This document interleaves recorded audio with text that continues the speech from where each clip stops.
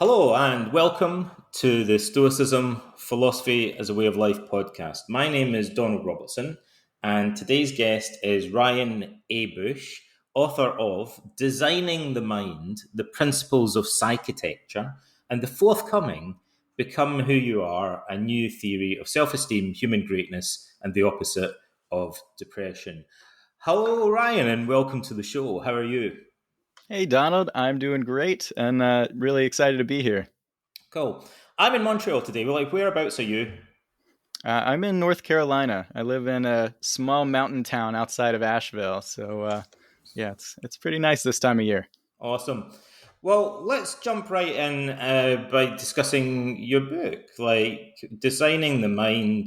What is designing the mind? What do you mean by that? And what is psychitecture? Am I right in thinking psychitecture basically you're using that term to mean designing the mind? Are these synonymous terms? Essentially, yeah. So, Designing the Mind is the name of, yes, my first book and also the name of my organization. And Psychitecture is kind of the central practice that it's all centered around. With Designing the Mind, I'm really essentially studying a lot of different sources like Stoicism and Buddhism and Taoism, but then modern psychology and cognitive therapy and that kind of thing as well, and generally putting them all into a very modern systems framework. And so I'm writing books and creating products and programs and a membership kind of community as well, all centered around this practice of psychitecture. And so psychitecture is a word that I coined in the first book, and it's essentially the act of, yes, designing your own mind. And in the broadest sense, it's a very old practice that I'm giving a new word to, that we didn't really have a very good word for. But certainly the Stoics were engaged in, psychitecture as I sort of frame it, and we've been doing it for as long as we've been human. But in a kind of a narrower sense, my version of psychitecture is a much more sort of analytical, sort of almost engineering oriented approach to the mind. So it's very much looking to find creative solutions for mental challenges, for cognitive biases, for negative emotions, for bad habits, right? And so it sort of applies this unifying framework to all this and explores different methods for reprogramming your mind in a sense. It's a cool word. Everyone likes a good neologism, right? Like it's interesting. Did you know that Socrates reputedly used to be a sculptor? I actually did not know that, but there are some interesting sculpting threads in all this, so that's cool to learn. So some people believe that he quit being a sculptor. He abandoned.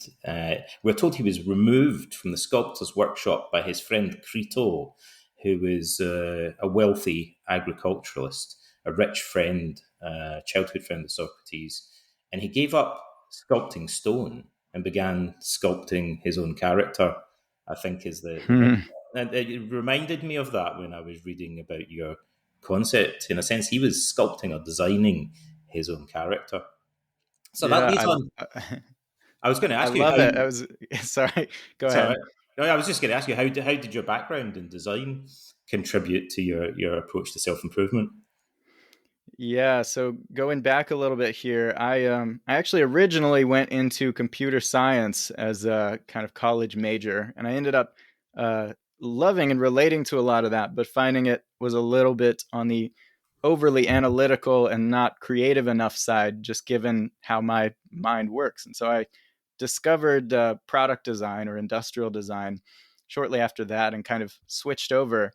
Um, and that through product design, I've designed everything from physical products, software interfaces, buildings. Now, I'll pretty much design anything I can get my hands on, and so uh, that kind of mentality, particularly combined with the little bit of software background that I got too, really fed into this creative problem solving sort of approach to working through mental challenges.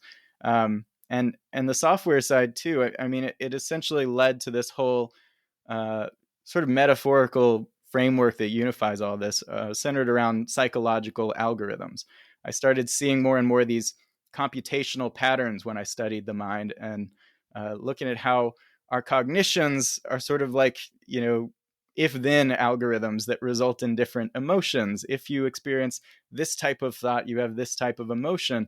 And then, emotions do the same with behaviors, and then it all feeds back into your beliefs. And so it increasingly built out this framework for understanding the mind as a, very complex algorithm that was originally programmed, of course, by natural selection, though not necessarily for our benefit. And so it's kind of up to us to commandeer the keyboard of our own programming and learn the leverage points in those algorithms for actually jumping in and making changes.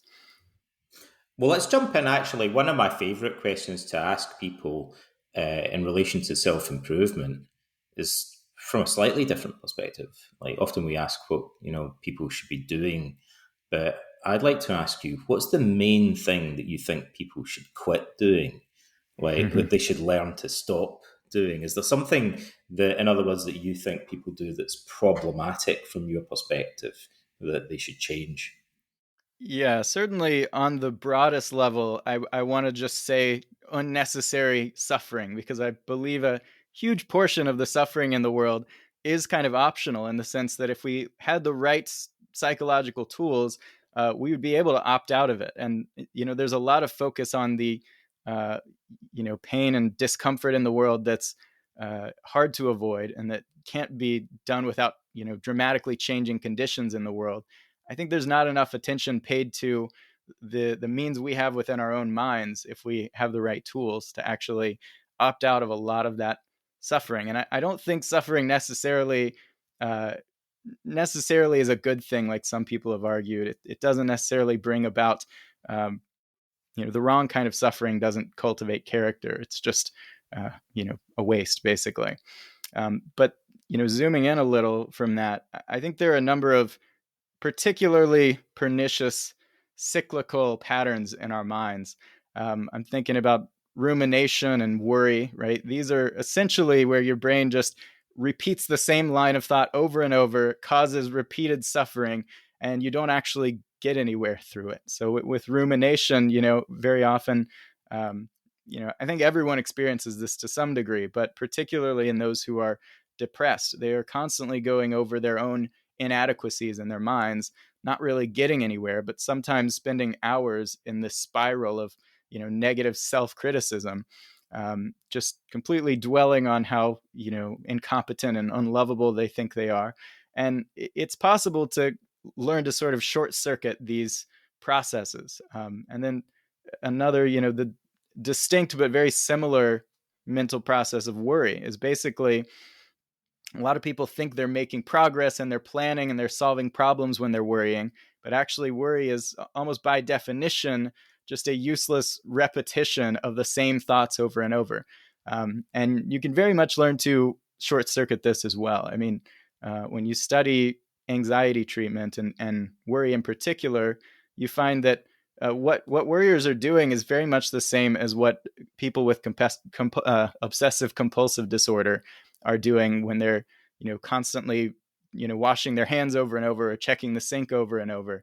You're essentially having this worry thought pop into your head, and you're then uncomfortable, and so you think a comforting thought to soothe yourself, and that's sort of the compulsion at the other end, and then that feeds back into the same worry, and you just go on and on with this cycle. And so I've found from studying this that one of the best ways to break this cycle is to actually embrace your worry thoughts, actually feel free to consider the worst case scenario instead of instantly reassuring yourself every time, and really even schedule appointments with your worries, I've found is really effective. You almost want to invite the worst case scenario instead of just running from it every time it pops into your head. And there are so many methods like this for actually breaking these problematic patterns in our minds. These are the two bad boys of modern cognitive psychopathology, like rumination and worry. So, absolutely, most modern cognitive behavioural therapists would agree that these are two of the main processes that we need to target and help people to overcome. I wonder then, if we go back, let's go back in time, even further beyond cognitive therapy and things like that, to your philosophical influences. And I wondered, how do you see the influence of philosophy on your work? Yeah, so we talked about my background in design, but actually my background in philosophy and psychology go a lot deeper and further back. Remember when I was still in school, maybe 15 years old, I was sort of coming to view my mind as this laboratory where I could make changes and tweak things around. And I was particularly fascinated by the process of having something apparently negative happen to me and doing something in my mind. I couldn't quite explain what I was doing at the time, but essentially breaking off that negative emotion that's supposed to come from it. And I almost got a kind of thrill out of, having negative things happen to me and being like, oh, I can turn this into a positive emotion. I can twist this around in my head. And I had gradually built up these ideas in this space, and I would sort of pace around my room and lecture an imaginary audience with it. And then at some point, I came across Stoicism. I think I read The Obstacle is the Way, Ryan Holiday, initially. And my reaction as I went deeper into it was like, these guys stole my ideas. Like I was gonna write a book about this, and they took it. And then I realized that pretty much everything I was going to share had been more comprehensively and elegantly broken down 2,000 years before me. So I was a little late, but that kind of shifted my focus from trying to, provide these completely original ideas to finding ideas in all these different philosophies and trying to integrate them into one common kind of set of ideas. And so Stoicism has been my single greatest philosophical inspiration ever since I discovered it. I mean, it's the continual, like, if you know the Simpsons did it joke, it's like the Stoics did it already. Every time I try to come up with a new tool for the mind, you can find those ideas in Stoicism. And so it's been such a powerful tool for me just personally, but also in terms of my work. There's no better source than those original Stoic works. I think the Stoics share that attitude as well. They saw what they were doing as a kind of perennial philosophy, to borrow the phrase that Aldous Huxley uses. So the Stoics thought, look, if we're onto something here, if what we're saying is right, if it's true, we shouldn't be surprised if other people have already said bits of it. And they didn't have the opportunity to go and look at Chinese or Indian literature, but they looked at other philosophical movements, and they looked at the writings of poets, tragedians, and found snippets of wisdom that reflected what they were saying in other branches of ancient literature. In much the same way that you're doing, you're looking at these philosophies and saying there's bits of CBT that agree with conclusions I'd already arrived at, and bits of Stoicism. But I wonder what your other philosophical influences were, if we cast the net a little bit more widely. In addition to the Stoics, where else have you found inspiration? Yeah, and good point on the Stoics mentality. I know in reading Seneca, he's constantly referencing Epicurus and then kind of defending his referencing Epicurus and saying, no, if it's true, then it makes sense he would have arrived at some of the same conclusions. So it makes sense. Some of my other major influences are, yes, Epicureanism and other, Hellenistic schools, but also Buddhism and Taoism in the kind of ancient East and West. But then moving forward, I've particularly in this new book really drawn from the work of Friedrich Nietzsche, and Abraham Maslow is another amazing one. I think a lot of people just think of him as the hierarchy of needs triangle guy, but if you actually dig into his work, there's this brilliant vision of psychological health. And then, yeah, moving forward from that, we've got, the work of positive psychologists like Martin Seligman, of course, the pioneering work of Aaron Beck and cognitive behavioral therapy. And then even more recently, evolutionary psychology and a lot of these ideas about why our minds are actually wired the way they are by default. Let's go back to the Stoics for a second. You talked about how they were such an influence on you. What do you think are the main bits of Stoicism, the main concepts or practices that you've assimilated from the Stoics?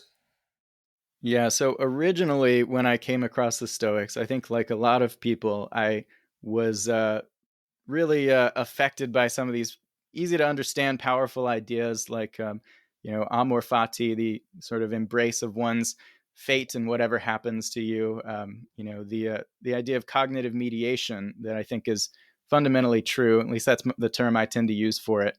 That our emotions don't respond to events themselves, but they respond to our interpretations and thoughts about events.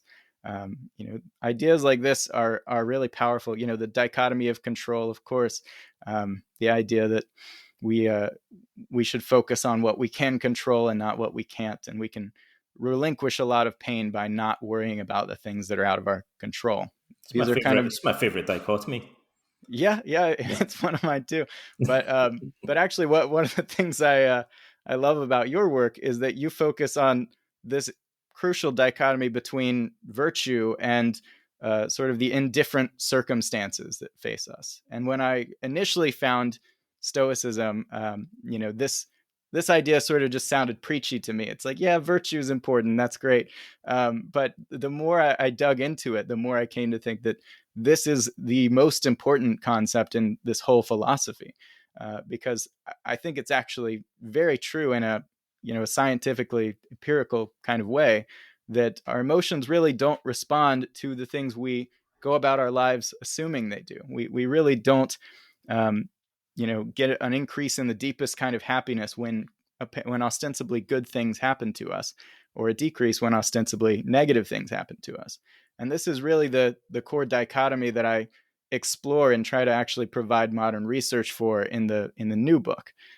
But I mean, I could go on because I actually very recently went back through meditations. This time basically with the goal of codifying it into a system of psychological technologies that Marcus Aurelius is employing. And so I basically highlighted every word in the book with a different colors, like 20 different colors, based on which tool he was doing, and I kind of created a coding system. Uh, Certainly, I realized that there's more than just these disparate ideas in Stoicism, and they're fundamentally connected by a common philosophy. But I Mhm. also think if we created a system or kind of a vocabulary for organizing all these tools, it would be much easier to teach them to people even from an early age. Yeah. Stoicism just keeps giving, as far as I'm concerned. Giving things names is important. Most of the techniques that we find in the Stoic and other ancient philosophy literature, we don't know what they're called. Like we see Marcus using these techniques, but he doesn't say, "I'm about to do the such and such technique." Right. We don't have names for a lot of them. Sometimes, like for example, Pierre Hadot coined the term "the view from above" to describe one of the most common ones, but we don't know what Marcus called it. I think you talked a bit about cognitive mediation. The cognitive revolution in psychology and in psychotherapy is a big deal. Like, it's a revolution. And I really believe, like you're saying, sometimes the simple ideas that are the most important, the foundational ideas, often people don't realize how significant they actually are. Um, the internet is awash with people giving self improvement or self help advice, and a great deal of it is completely ignorant of the Or worse, counterproductive in some yeah. cases. And often the way that it is that or it flies in the face of modern research is that it doesn't really understand the role of cognition in mediating emotion. And if you don't understand what an emotion is and how it functions, then your strategies for coping with it are going to be misinformed fundamentally. So a lot of self improvement advice starts from a kind of false premise in a way about the nature of emotion. And the Stoics introduced this idea. They really actually got it from Socrates, who states it earlier. but it's essential to cognitive therapy. So I'm glad that it's found a central place in your self improvement advice as well. I guess that leads on to my next question, which is, what are the ways in which you feel your work draws on cognitive behavioral psychotherapy? Yeah, so I discovered CBT. I think I was vaguely familiar with it, but it was really when I read your book, The Philosophy of Cognitive Behavioral Therapy, that it really clicked for me. One, the connection between Stoicism and CBT, of course, because I really didn't know that it had its roots fundamentally in Stoicism, but also a lot of the core ideas of the philosophy of the therapeutic practice were introduced to me through that book, and so I'm just extremely grateful to have found your work. But CBT has been a foundational influence in terms of therapeutic practice. I mean, it is not only does it seem to be the most empirically effective of all these therapeutic treatments, it's also the most satisfying for someone like me who is very much interested in understanding things in a analytical, rational kind of way. Like you were kind of pointing out before this cognitive revolution, most therapeutic practices centered around these invisible kind of unconscious forces that we really couldn't observe and actually develop much awareness of. And they sort of required this trained practitioner to pull them out of our minds. Well, with CBT, we basically came across this idea that no, you can observe exactly what's causing your psychological ailments, right? And we can see that people with different psychological ailments have different types of thoughts going through their heads. And Aaron Beck does a great job of breaking down, look, these are the types of thoughts that you have when you're anxious and that contribute to anxiety. These are the types of thoughts you have when you're depressed, right? And this idea, I think, is so important for people to understand. Like you say, it's neglected by most of self-help. And so it's been integral in creating the framework and the diagrams I create in the book. I mean, basically, Yeah. I show the input resulting in cognition, and then, well, one, you can develop a distortion in that link, so your inputs can be biased, and as a result, your cognitions will not be accurate, and then that will determine the kind of emotion you have from there. And so I think that core idea of understanding how our thoughts lead to our emotions, and how different types of distorted thoughts result in Mhm. different negative emotions. It's crucial. I also have made very heavy use of the practice of thought logging and cognitive restructuring Yeah. in my work. It's one of the number one recommendations for anyone who is experiencing negative emotions, who's trying to get better at becoming aware of what's going on in their own mind, is just actually logging what thought you had just before you experience a negative mood or emotion, Mhm. and then building on that by learning the different types of distortions that can be present in our thoughts, replacing them with more accurate, balanced beliefs. Right. This practice is something that should be taught in school at a very early age, I think. And it's just not, you basically don't learn it unless you have such an extreme mental illness that it causes you to go into therapy. Most people don't do that. Yeah, this is the standard. We should be teaching this stuff to kids. Like, Mm-hmm. you know you're onto something when you kind of inevitably end up feeling we should be. Why aren't we teaching this to kids? And I think most cognitive behavioral therapists feel that way. We have large volumes of research now. There's a great deal of uncertainty still in the field of psychotherapy, but there's a lot of stuff that we know pretty robustly, and yet we don't teach it to kids. You were describing a moment ago something which is an aspect of cognitive therapy that people seldom mention, particularly in the self improvement field. People are usually more interested in the techniques and so on. But the first thing a cognitive therapist normally does with a client, one of the first things, they assess them.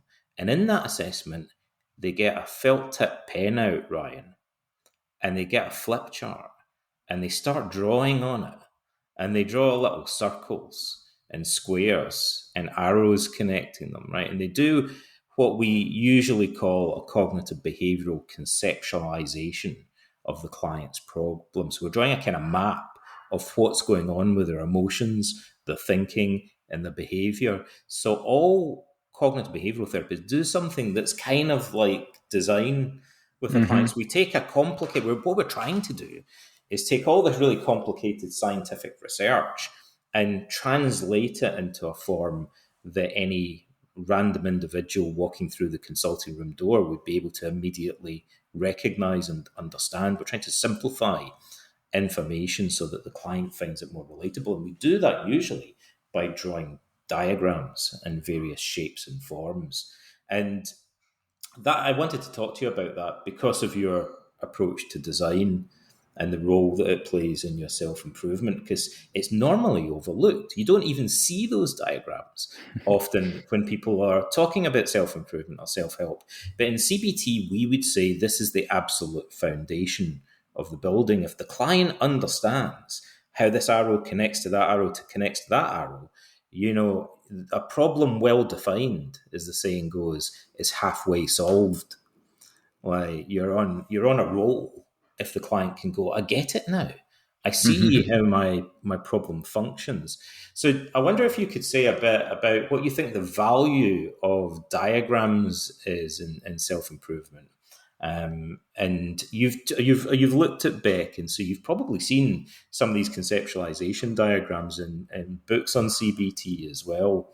I wonder if you could say a little bit about how drawing pictures could play a role in self improvement psychology. Absolutely. Yeah, there are over 100 diagrams in my first book. So I definitely have not neglected the visual space. And even that I think could be enhanced with things like animation and video and all that. But essentially, the way that most books present these ideas, in not only just a written but a purely linear form, it's really limiting because everyone has a slightly different set of mental struggles. And so if you can't map them out in a visual way, you're not going to get anything like personalized interactive treatment for people. Once you start actually creating these diagrams, you get to where you can diagram what you're struggling with in the same way that you're taught to diagram sentences in schools, which would be a great target for something to replace CBT treatment with. We could just get rid of diagramming sentences altogether. But I absolutely think you need to understand concepts on a deeper level than just the verbal written form. I think cognition basically has its roots in spatial orientation, and so that's why it's hard to even say a single sentence that doesn't have spatial metaphors buried in it, because we really see the world visually. And some people have this belief that they're not visual thinkers, but I think that's not accurate at all. I think we're all visual thinkers, Yeah. and we need diagrams to really instill these ideas. And particularly if we can integrate a lot of different ideas into a visual vocabulary, that's really the core, the new thing that I try to bring in my first book. It's a lot of ideas that if you've been in this space for a while, if you're familiar with Stoicism and Buddhism, all this, the specific ideas won't be that new to you. But having one visual organization for it, I think, is what's needed. And I think that will be new to most people. I absolutely have drawn from CBT in that regard. The CBT triangle between cognition and emotion and behavior is, pretty central to my understanding. And it's also the core kind of diagram for treatment that I bring out in my new book. But essentially, this idea that we can map how our emotions are caused by looking at this complex of cognitions and behaviors, I think is just foundational. It should be foundational to our understanding of our minds. When I was a young guy, I briefly dabbled in martial arts, and I would speak occasionally to somebody who was very experienced. I'd read books by martial arts experts, and I wanted to know what their secrets were. And I thought they were going to tell me something really fancy and esoteric and technical. But I noticed that often what they would say kind of seemed banal.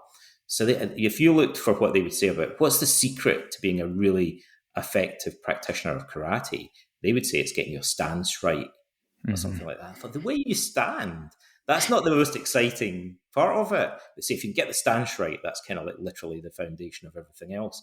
And I find that with experts in many different fields, that often the wisdom that comes from their experience kind of goes over people's heads potentially, because they tend to refer back to the aspect that other people overlook, that's foundational, that's simple, that's basic, but upon which everything else is built. Now, in cognitive behavioural therapy, that would be the assessment stage. In Mm-hmm. general medicine, diagnosis or assessment is different from treatment. Diagnosing a problem, it's not the same as treating it. But in psychotherapy, these two things overlap. Diagnosis potentially becomes part of the treatment, because if Mm-hmm. you really understand how your problem is functioning, that potentially changes your relationship with the problem. And sometimes, not always, but sometimes what you'll find in therapy is at the end of the assessment, when you've got your felt tip pen out and you've drawn the diagram, and the client has an aha moment and goes, I get it, I can see how this works. Then, if you're lucky, like, they'll say, I think I've solved the problem. Like, now that I understand it, Right. the behavior change part is easy. Like, I just needed to understand what was actually causing the problem. That's rare. Usually people need some coaching and training and skills as well. But in some cases, just understanding the diagram is enough for certain individuals. And I think that'll be the case with your books as well. If people look at your diagrams, they get that information, they get that understanding. For a few individuals, that might be all that they need. And for the other individuals that need the skills as well, that can be reassuring for them. Now, it can help motivate them to think some people just needed the basic insight. So we shouldn't skimp on that or kind of skim over it, as I was saying earlier. I think a lot of self-improvement literature potentially does. But so I wanted to ask you as well, what are there other concepts or techniques that you feel that you've absorbed from your studies of the CBT literature?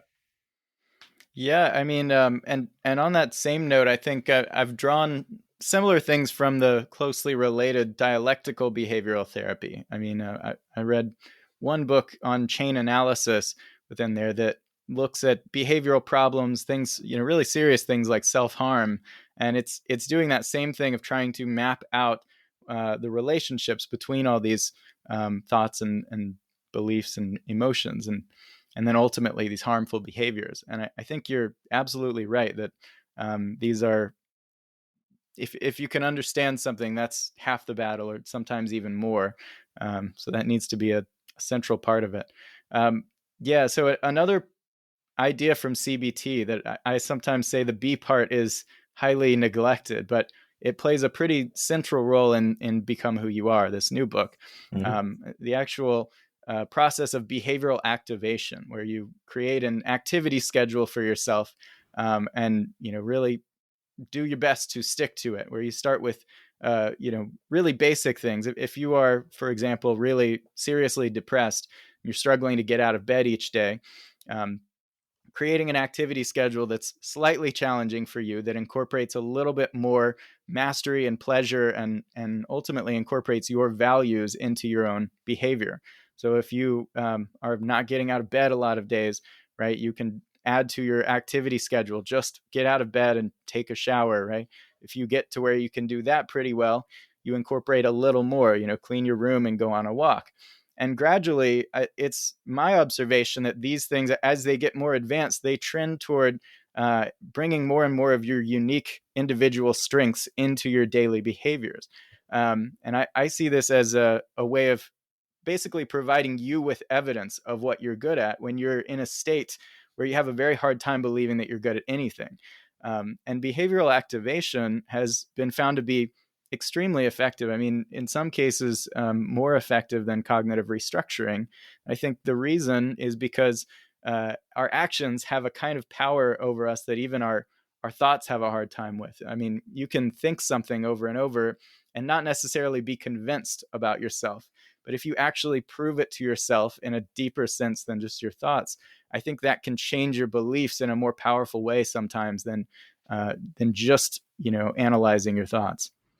You've just walked into the territory of one of the biggest controversies in the field of modern research in psychotherapy, like, that has to do with Beck and Beck became famous because he wrote a treatment manual in 1979 for the clinical treatment of depression.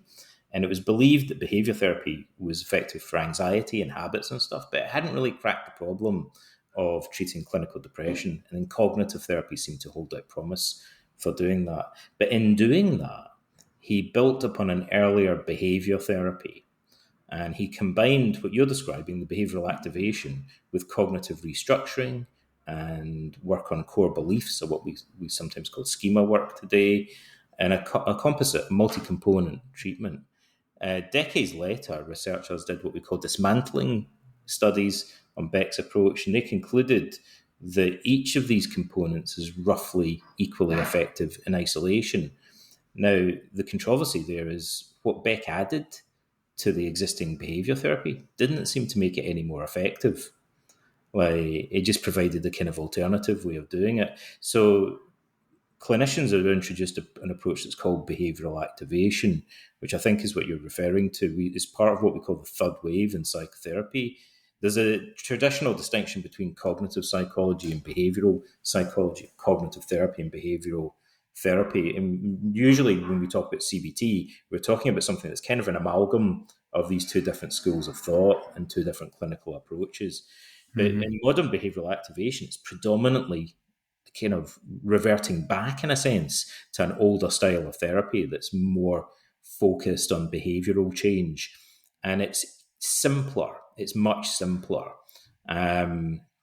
much easier to administer than Beck's approach to cognitive therapy, but seems to be at least as effective and maybe effective in a shorter space of time.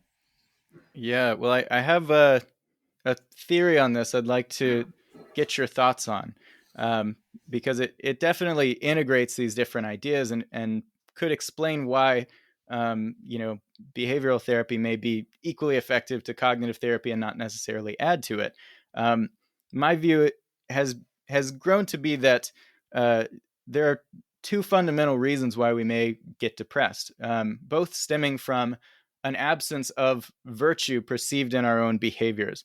And so there's one reason is that we are failing to pick up the signal of our own virtues, right? And that is when our cognitions have become distorted, right? So we have these negative beliefs preventing us from seeing what very likely everyone else around us can see, which is that we're a totally competent, lovable person with lots of strengths, right? And so cognitive restructuring will work in cases when there is that distorted set of beliefs.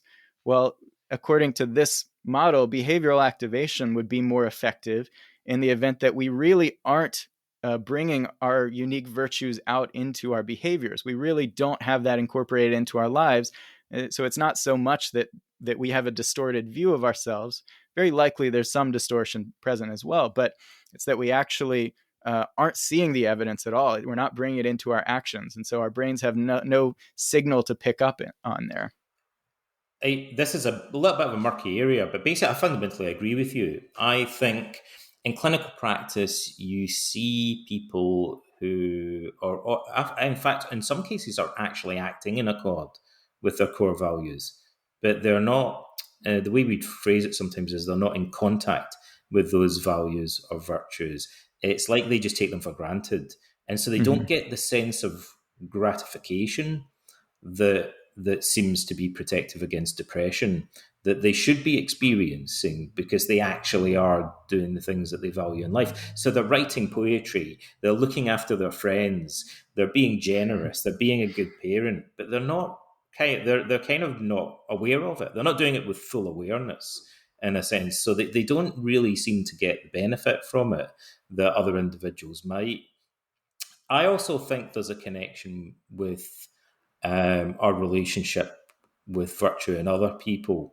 I think somebody who is more prone to recognize and praise virtue in others is potentially has more of a cognitive set to recognize and praise virtue in themselves. Just to back up a little bit, in Beck's work, it used to be believed that behavioral activation was about scheduling pleasurable activities. So we thought depressed people don't seem like they're enjoying themselves too much. So if we could kind of brainstorm a bunch of things that would brighten up their day, like, going to the zoo or watching a movie, like things that give you pleasure, like scheduling time to do that would be remedial for depression, part of therapy for depression. And the focus has shifted more towards what you're describing now, which is it's not so much about doing pleasurable activities, it's more about doing meaningful activities that give us a sense of fulfillment. It's not about stuffing your face with chocolate or something like that. It's more about doing things that you can look back on and in a sense, have a sense of pride or satisfaction. And so you can look in the mirror and feel a sense of respect in a way, or satisfaction, like, towards yourself. The people who are very depressed are lacking that. They lack self-worth because they don't see their own behavior as virtuous or valuable. Yeah, you touch on a lot of important things there. I think, for one, there are a few exercises that I recommend really heavily to people who read this book or who take the sort of program I've built around it. One of them is actually coming into contact with your own strengths, and there are a few ways of doing that. One is, Martin Seligman worked on a sort of a survey that's based on his research of different cultures and the universal virtues that we find in all of them. So if you take the virtues in action questionnaire, which is really time consuming, actually, there's a brief one as well. You could sort of remind yourself of a lot of your strengths that you may have forgotten are there. It's one of the many tools for sort of reminding yourself of these things if you're sort of convinced that your strengths don't matter or aren't really present. Another is just asking people around you, asking your friends and family what they think you've always been good at, what they like about you. You'll often be surprised, and it can be really enlightening to do this kind of thing. But also, what you touched on is coming to admire others and really paying attention to your admiration for other people. I recommend everyone basically create a list of people that they admire in the same way that Marcus Aurelius does in the whole first book of his meditations. You map out the people in your life and historical figures, anyone you can think of that you have a lot of respect for, and you write down specifically what it is you admire about them, because you'll pretty much never meet someone that you admire everything about if you know them really well, but you will find traits that you admire, and those are the things that you really need to take note of and pay attention to. This is where I think the Stoic sort of emphasis on virtues converges a little bit with Nietzsche's work, and how it kind of resonates with me on this front is that Nietzsche was very much interested in incorporating these deep impulses of admiration that you feel for others into your own self, and basically engaging in this process of creative experimentation to bring out your strengths and virtues and come to embody the people you most admire. So this process of, observing your own admiration and pride and these feelings that you have toward yourself and others is crucial, because it's very easy to ignore your values and pay more attention to your desires, but they're not as good a guide to actual well-being. Like many great thinkers, Nietzsche makes a point of poo-pooing the people that he's most obviously influenced by. Yep. Like, he's covering his tracks, like, but he dismisses the Stoics, really absurdly out of hand. But at the same time, the concept of the eternal recurrence is clearly derived from the Stoics and the Pythagoreans, and the concept of amor fati in Yep. Nietzsche is clearly derived from the Stoics. But also the Übermensch is very similar to the Stoic concept of the Sophos, or the sage, I think, Yeah. I think you're implying. What I'd like to ask you about next is my favourite type of cognition, because I think it's every philosopher's favourite type of cognition if we had to choose. And like psychitecture, it's a bit of a neologism. I'm talking about metacognition. It's Right. a special type of cognition. Sometimes we talk about something called metacognitive awareness. Now, this is not something that features prominently in traditional CBT, but it's become central to what we call the new wave, or the third wave of cognitive behavioural therapy. I wonder what your thoughts are about the role of metacognition in your approach to self-improvement? Yeah, metacognition is a cool topic, and I basically treat it as a prerequisite for a lot of this stuff. I say you can't repair your glasses without taking them off and looking at them. So you're going to have a very hard time repairing your mind and these flaws in your beliefs if you're not able to step back and actually observe them in an objective, kind of non-judgmental way. This is a core idea in a lot of the mindfulness movement that's gotten huge in the last decade. I think that's very much a good thing, that it's teaching people to pay a lot more attention to their mind. But I kind of see it just as the first step, right? In the mindfulness space, it's sort of like develop awareness and then do it some more and just keep being aware. And I think that in itself, again, can be powerful, but I think there's more work to do. I think once you actually develop that awareness and you approach it with an attitude of acceptance, as is encouraged in these schools, but then you can go in and actually make changes and restructure things, and that's where a lot of these other schools of thought come into play. The other sort of CBT schools that you're referencing, I've looked into a lot of these: mindfulness-based cognitive therapy, metacognitive therapy, right? ACT as well. These are all kind of bring that element of mindfulness into CBT, which I think is valuable, because it seems like a certain subset of people just don't have the clarity into their own thoughts needed to actually do this work and map them out and restructure them. I mean, I've come across people who have been like, I don't know what my thoughts are. I don't know how to like tell what I was thinking before I was in that bad mood. And so I think, these mindfulness practices that center around decentering and defusion from your thoughts, right? Yeah. Taking your identity and kind of building some separation between that and these things that you're thinking, and viewing them just as thoughts and not necessarily as reality or truth, is a essential part of the process. So metacognition, very simply for listeners, is cognition about cognition. So you can think about Santa Claus. You can think about cats and dogs. You can think about the economy. You have beliefs about all these things, but you can also have beliefs about your thinking, and you have a relationship and awareness of your thinking, which mindfulness meditation seems to enhance. But we also, metacognitive therapy is particularly interested in the content of specific beliefs that we have about thinking as well. And that, I think, comes into play in terms of your kind of systems approach as well. For example, someone with obsessive compulsive disorder might believe that their automatic thoughts are dangerous, and they may believe that their automatic thoughts have the power to influence their behavior or external events. Other people might not believe those things. Mm-hmm. So it's that conviction or that belief changes the nature of their relationship, their interaction with the thoughts that they have. And metacognition also seems to play a big role in rumination and worry, which you mentioned earlier. So people that worry tend to believe that worrying is helpful. They confuse it with problem solving or preparing for adversity. So you'll often find, if you ask them, we would say from 0 to 100%, how strongly do you believe that your worrying is actually helpful? And they'll say, 100%. Like, and you'll say, but, you're in therapy. And they go, oh, yeah, so I am. Like, and then so we encourage them to reevaluate those beliefs, because those beliefs are shaping their behavior and the way that they engage in thinking. I guess that leads on to one more question that I wanted to ask you, because it's one of my favorite subjects, but I don't know to what extent you've engaged with it. There's nothing I love more than anger as a topic for conversation. I believe that anger is the royal road to self-improvement, or dealing with anger, conceptualizing it and working with it.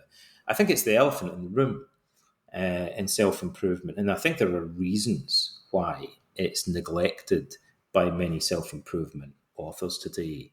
And I also believe that many self-improvement gurus on the internet actually exacerbate the problem of anger, and there are reasons why they're prone to do that. They make anger worse among their followers.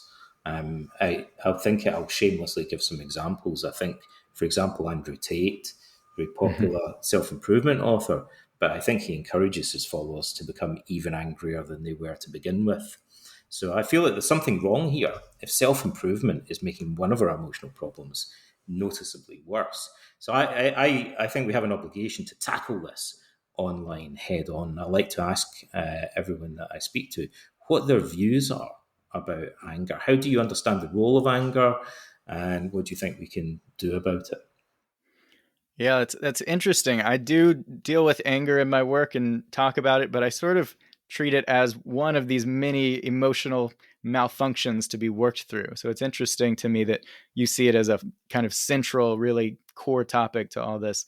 Um, so what I sort of say about anger, I talk about it in this first book, as I'm going through all these different emotional algorithms and explaining different methods that various thinkers have applied to working through them.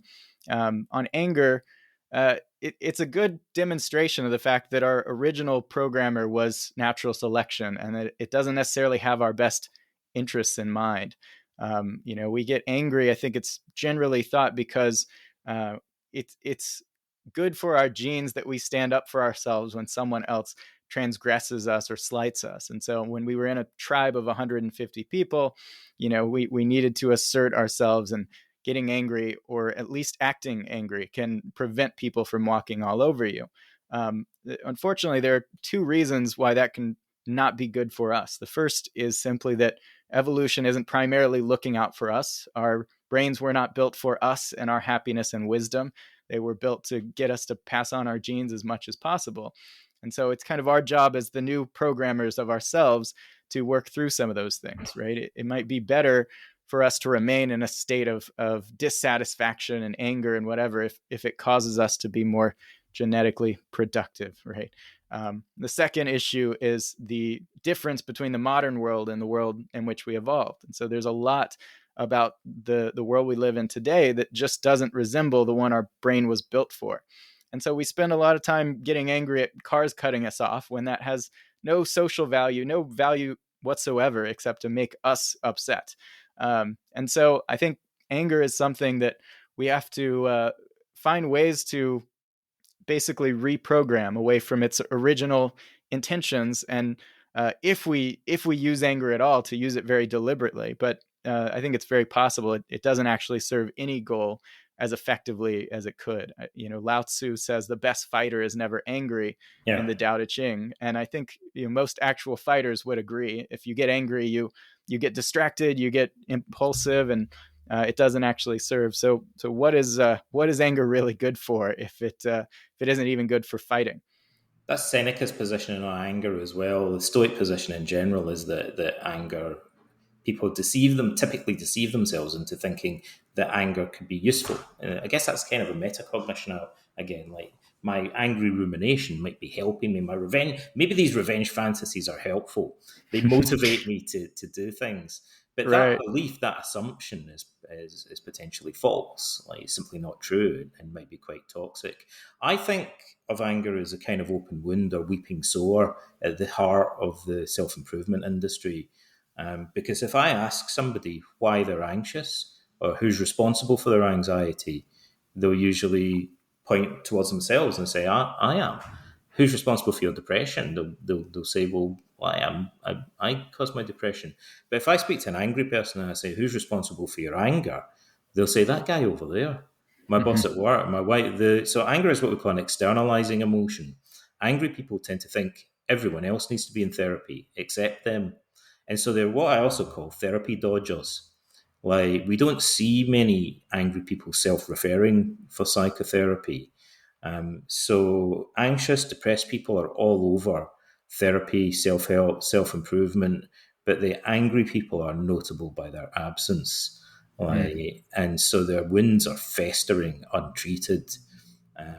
And often they're dealing with other aspects of their problem, but not dealing with their anger. Now, to come back to what you said a moment ago about why it might be problematic in modern society, you've also mentioned the role of cognitive biases. Anger is well known to correspond with a number of cognitive biases. So, to pick an easy example, people who are angry typically underestimate risk.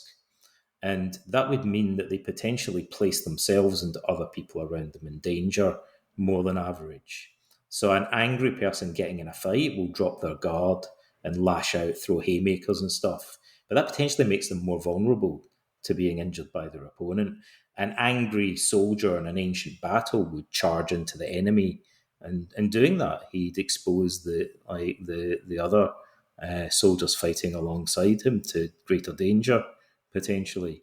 So these cognitive biases are a problem. Angry people are very gung ho about trying to address problems in relationships and in society, but usually their judgment is extremely biased, and they're not very good at problem solving.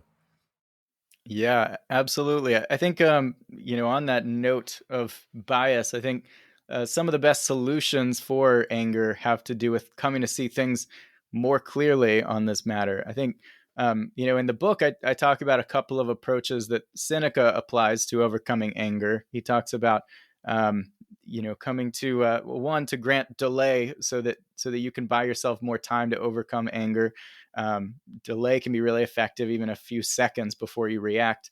Another is he talks about sort of suppressing your expressions of anger, your face and your voice, and then your actual anger will come to follow.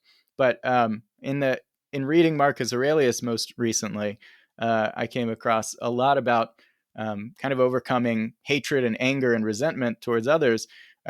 He basically, when he gets angry at other people, he reminds himself that, one, he says we're all basically a part of this, community, this organism, if you will, of the universe functioning as a whole. And so getting angry at other people is like, your arms getting angry at your legs and that kind of thing.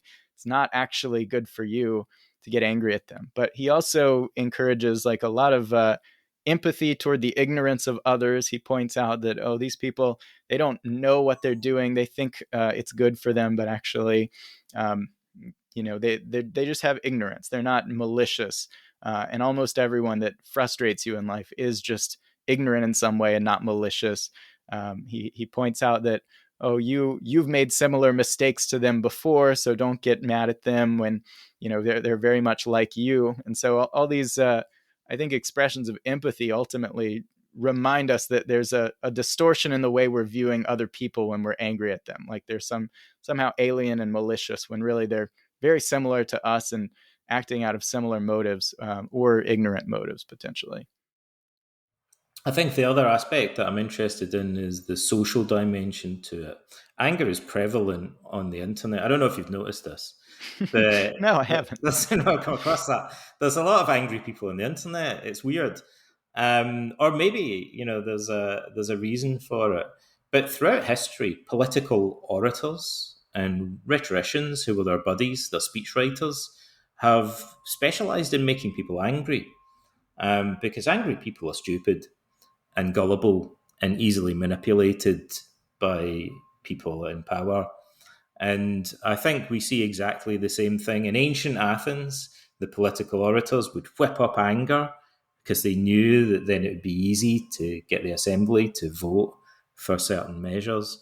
And today we see, I think, individuals involved in politics spending quite a lot of time whipping people up into a frenzy of anger. But in doing that, we lose our minds. The Stoics called anger temporary madness. Um, it's also a kind of stupidity in a way because of the cognitive biases that you mentioned. We can't think straight when we're angry, so we become easily manipulated and controlled. And anger is the kind of one of the levers that allows us to do that to other people. So I think the Stoics thought we have an obligation, a kind of social obligation, to overcome our anger so that we're able to think more rationally about social virtue, about justice, about how to improve society and deal with the problems that we're facing in the communities where we live.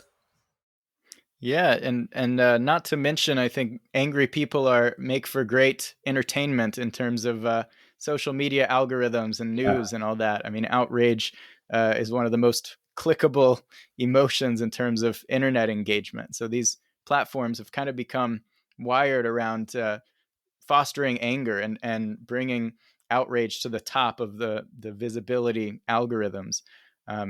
Twitter, or X, to not date myself, is pretty much it's built a culture of anger and I mean, it's one of the reasons I spend virtually no time on the platform, is that I've seen how it can do it to me too. I've seen how I can get into arguments with people where we're not really engaging in the ideas. I mean, I've even told people on social media in learning this, like, if you want to have a discussion about this, send me an email, because this platform is basically going to bring out the worst in me and my Mm. arguments if we stay here. So, yeah, it's definitely not a good thing that we've got a culture of encouraging anger in a way building on the internet. Of rage farming. And the Yeah. news media clearly specialize in that to some extent as well. Mhm. I wanted to wrap up just by asking you about your new book, which is called Become Who You Are. And the first question I wanted to ask about it is, what's new about your new book? What's the difference between this book and the preceding one? Yeah. So, Become Who You Are is, in some ways, the biggest departure I've made in my work, because it's kind of zooming out from a lot of these nuts and bolts of psychitecture and these individual psychological habits, and it's sort of establishing a kind of a new theory that has to do with the way our well-being works in the first place, and what this is all really about. What we should be directing our psychitectural efforts toward. And so, it, in many ways, it draws both from ancient philosophy and a lot of research to build a theory of self-esteem and well-being, and kind of the origins of our virtues and values. It's a pretty complex theory, so if we're wrapping up, it'll be hard to do it justice. But I clearly I have 60,000 words to say about it at least, so I could go on about it. But If you could sum um, it up in one word. yeah, yeah, sure. That's no problem. Actually, virtue would be the word. Uh-huh. But but yeah. So to give a little bit of a recap, it sort of starts off um, contemplating this counterintuitive nature of our own well-being. Right? We've all observed, and certainly the Stoics and other practical philosophers have observed that our well-being doesn't seem to do what we would predict based on the way we normally go about our goals. Right? We set our goals toward things in the external world that will presumably make us happier if we achieve them, and then rarely is that actually the way it works. Usually, we get what we wanted and we say, oh, that's good. I got a little, quick spurt of enjoyment out of that. And now I'm on to the next goal. And you can find that lottery winners and paraplegics, for example, their well-being goes back, to the same level after a year after their incidents. And there's all these other examples. Daniel Gilbert in Stumbling on Happiness gives a ton of these, of people who had basically terrible things happen to them, and very shortly after they're like, this is great, this is one of the best things that ever happened to me. And so the question is kind of, why are we operating according to this map that doesn't reliably guide us toward well-being? I sort of introduced this visual metaphor once again. You can kind of imagine it by picturing a chessboard in front of you, and actually imagining that the x-axis corresponds to pleasure and pain, and the y-axis corresponds to loss and gain. And essentially, by default, this is the map we use to navigate our lives. And so we're trying to maximize our pleasure, but at other times we compromise pleasure in order to get long-term success. And so basically, I argue that the reason why this doesn't actually result in predictable well-being is Mhm. because there's a third dimension that we aren't really wired to pay attention to. And you can imagine sort of extruding mountains and valleys out of this two-dimensional plane. Mhm. Um, and this is what actually determines our well-being. Now, if you've studied Stoicism, Mhm. or other philosophies like this, it's kind of a new way of looking at what is fundamentally a staple of perennial practical philosophy. It's the Mhm. idea that our circumstances are basically indifferent to our well-being. And as critical as you pointed out that Nietzsche was of the Stoics, he very much aligned on this point. He talked a lot about how people basically focus on pleasure and comfort and all these things that aren't really what well-being is about. I mean, even though he's seen as being critical of compassion, but basically he was critical of the idea that when we help other people, we just help them in superficial ways to make their lives easier, when really it's the cultivation of character that actually increases our well-being.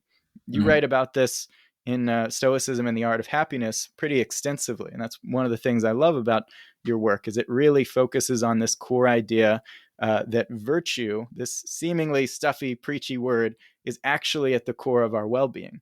And so that's what the third dimension is. When we're moving around on this two-dimensional plane of better or worse circumstances, we essentially our happiness is corresponding to where we are in the third dimension, even if we're not paying attention to that one.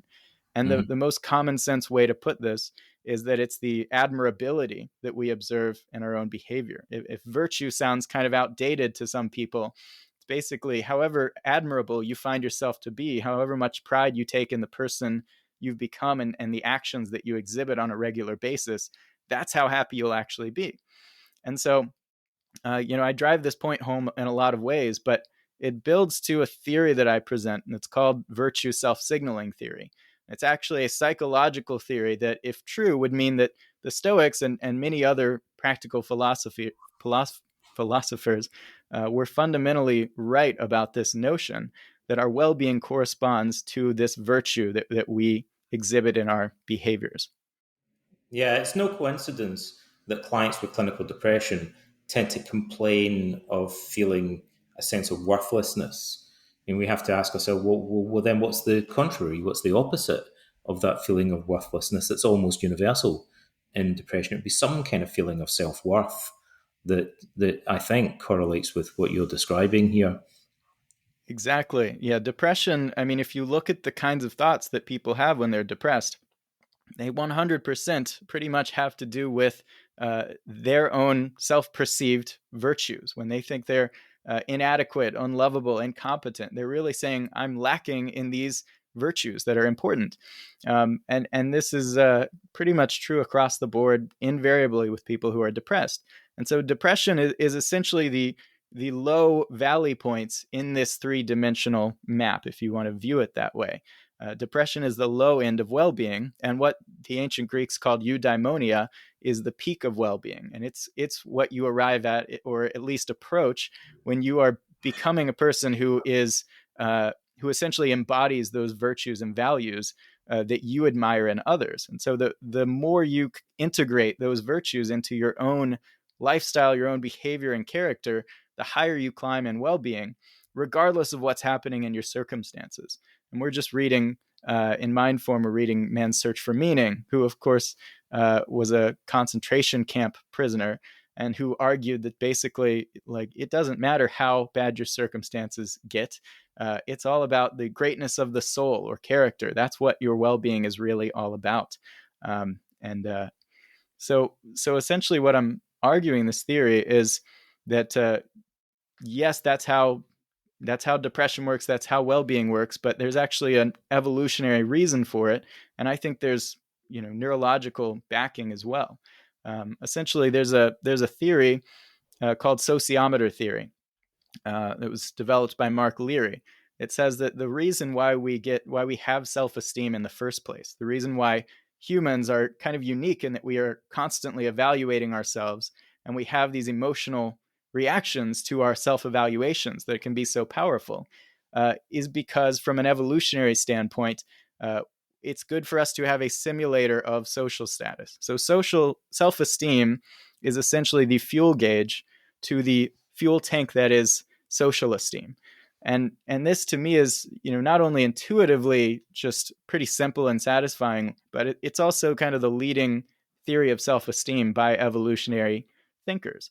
And so if we do have this mechanism that is basically raising and lowering our self-esteem based on our self-evaluations in order to get us to do things that are better for our social standing and our mating prospects. I mean, our tribe that we evolved in is this complex social landscape. So it's absolutely essential from an evolutionary standpoint that we don't neglect our social status, that we don't ostracize our community, or that we don't become ostracized by our community, that we basically maximize these things. And so what I propose is that there is a mechanism that is evaluating us according to our virtues all the time in our brains and determining our chemical state in our brains accordingly, actually moving us up and down the sort of well-being scale based on how approvable or admirable we perceive that we are. And so if this were true, it would integrate a lot of these ideas in cognitive therapy. It would integrate them with ancient philosophy, and it would also integrate them with this, evolutionary view of the mind that is interested in the actual functionality behind these mechanisms we observe in our minds. Fascinating. Well, I think that's been another great discussion. So thanks to today's guest, Ryan A. Bush, for joining me. We hope you enjoyed the conversation as much as we did, and we enjoyed it a lot. Please share the link with your friends and subscribe to the Stoicism Philosophy as a Way of Life newsletter on Substack for even more podcasts and articles about philosophy. Thanks for listening. Goodbye from me, Donald Robertson, and from my guest, Ryan Bush. Bye, everyone.